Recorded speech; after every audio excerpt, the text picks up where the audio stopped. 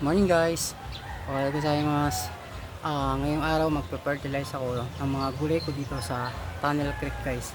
Sa pamamagitan pa rin ng balat ng saging ng saba na binabad ko ng mahigit na 1 linggo.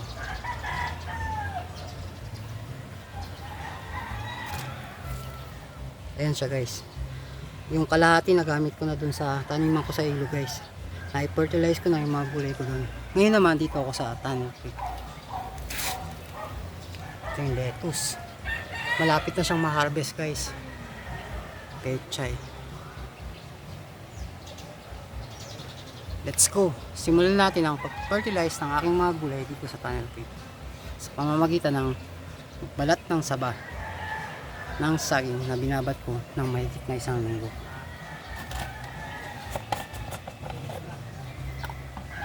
Unahin ko na yung lettuce guys.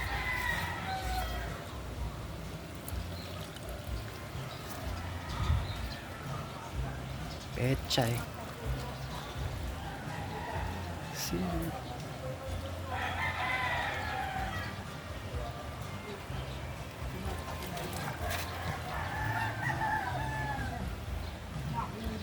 Pechay.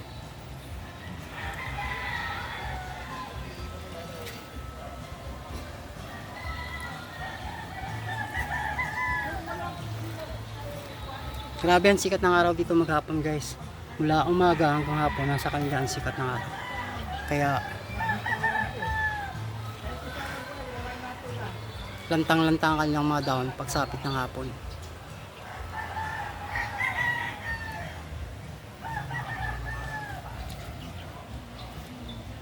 Ano yung sitaw?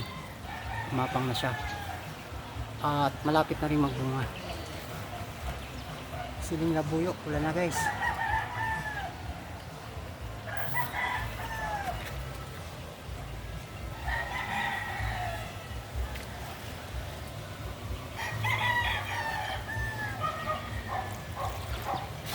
Mga 1 linggo na lang pwede nang ma-harvest ang pechay guys.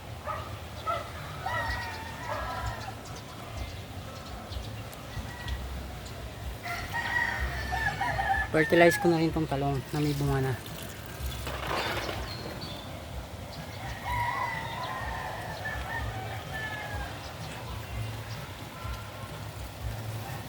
Guys, thank you for watching. See you on the next video guys. Domo arigatou gozaimashita. Thank you very much guys.